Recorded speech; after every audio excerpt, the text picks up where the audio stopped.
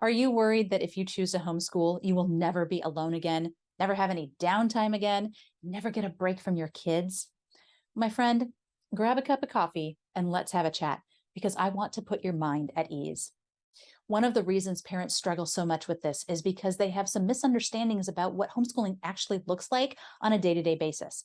So for this video, we're going to talk about three truths, three realities about homeschooling that will hopefully show you why you don't have to worry maybe as much as you are about how you're going to get alone time, downtime, break for yourself, and all that stuff, which is important. There are some people who will kind of write that off and say, hey, you're a parent, you shouldn't expect to get downtime. But particularly for those of us who are introverts, we need that time. It's how we get recharged. And if we are on this hamster wheel that never ends, it can be absolutely exhausting. So yes, we absolutely do need to make sure that we're taking time for ourselves. And you can do that when you homeschool. Let's talk about how. The first reality about homeschooling that you might not realize if you haven't started yet is the fact that homeschooling does not take all day. And particularly when your children are younger, you really shouldn't be doing actual formal homeschooling for more than an hour, hour and a half at most during the day. And that's spread out. That's not even a chunk.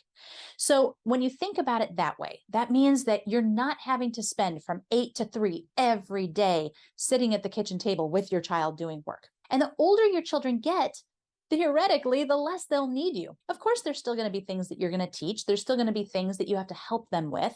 But the older your child gets, they really should be taking on more of their education themselves. So homeschooling should not be taking you all day to complete. You should have times when you're able to say to your kids, time for a break, you go to your corner, I'm going to mine. The second reality about homeschooling is that you don't have to teach everything. If there are a couple of subjects that you love, absolutely teach those. If there are a couple of subjects that you hate, then you can outsource that to a variety of different options. You don't have to be face to face every day with your kid. You are able to give certain responsibilities to other either people or resources that can teach for you so that you're able to kind of take a step back and not having to be the one who is on and teaching all the time.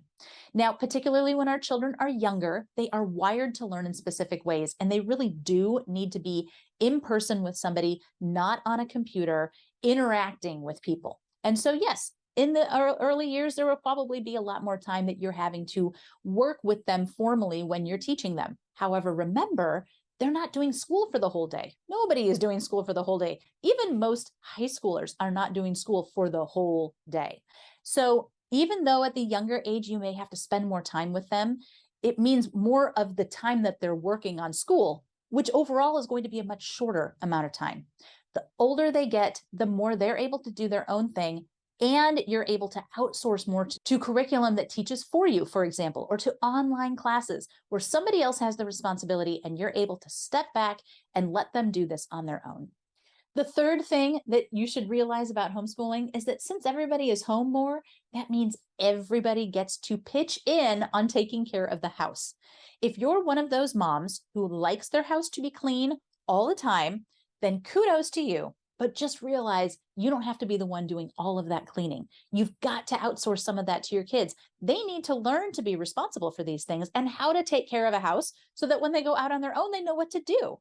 Now, if you're like me, and your standards are a little bit looser about how clean your house is, that doesn't mean that your kids shouldn't be working. Everybody should have a job. And those jobs should be things that they're doing on a daily basis. That's going to take some of the work off your plate, and it's going to give them more time to do things on their own, doing their chores without you. Now, yes, there is a training period where you are having to make sure they know what they're doing it up to your standards, whatever those are. I know a mom who has 6 kids, and when her kids get to a certain age, they get put on dish duty. And they stay on dish duty for how many months or years it takes them to do that chore consistently to her liking. And for some of them, it takes a little longer than others, but those kids know how to clean a kitchen. So it doesn't mean that you have to rotate those chores and make sure everyone gets a chance to do something every week or every month.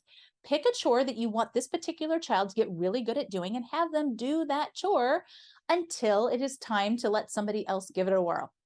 This means that you have less to do on your plate. In the beginning, yes, you are spending time training, you are spending time overseeing, and yes, that's going to take a little bit more time. But over time, they're going to be able to do that on their own. You're able to step back and you're not having to do as much with them. And you're able to take that chore entirely off your plate. Something we do need to reckon with is the fact that when we become parents, it is a sacrifice. It is a time sacrifice. It is an energy sacrifice. And yes, there are things we can do to minimize some of that sacrifice, but can we get rid of it entirely? No, because the truth of the matter is God designed our children to need parents. We need to interact with them. We need to spend time with them. They need that time with you, not just work time, not just chore time, but hangout time too. And what we need to do as parents is figure out what are some ways that I can hang out with my child in a way that does not drain me, in a way that does not completely suck me dry, but still allows us to do something together that we both enjoy. This is a relationship, and you're showing your children how relationships function. Relationships need to be balanced. Both parties need to be thriving. If one of them is thriving and the other one's barely surviving, that is not a healthy relationship. So to sit down with our kids and say, okay, I know you love this stuff. I love this stuff. Let me introduce you to the Venn diagram. Let's put these two things together and see where you and I overlap. And then let's pick a time when you and I are doing that thing together and it's scheduled and we both know it's coming, and we can do this regularly so that we're able to build our relationship. However, my child, the way I am wired is that I need some downtime. And so we're also going to schedule some times when we're going to do things separately. You have all of these options of things that you can do on your own during the time that I am doing my thing. I know some parents who will do quiet time after lunch for everybody. Doesn't matter how old their kid is, everybody goes to their room. You don't have to nap if you don't want to, but you got to be quiet. You can keep music very low. You can put on an audiobook. You're not playing on screens. You're not playing with toys. You're on your bed and you're relaxing. Being alone is a life skill that children need to learn too. So even if your child is a raging extrovert who just wants to be with people all the time, they do need to learn how to be comfortable being alone. And so this is one way that you can teach them how to manage that, figure out things they can do on their own, figure out ways to entertain themselves while you are taking the time that you need to recharge yourself. Whatever that looks like for you, as long as both parties are able to do something that they enjoy during that time, even if one of those parties is not super excited, okay, your extrovert may not be super excited, but at least they know, okay, even though I would prefer to do this with somebody else, I can do it on my own. That is healthy. And that's something that everybody needs to learn how to do. In the next video, we're going to talk about 3 tools, you might say, that can help take some more of that burden off you and give you more of the time that you need alone. I hope you'll like and subscribe if you found this video useful or encouraging. Go check out part 2 so we can finish our coffee together and talk about 3 different ways that you can get that quiet time that you need.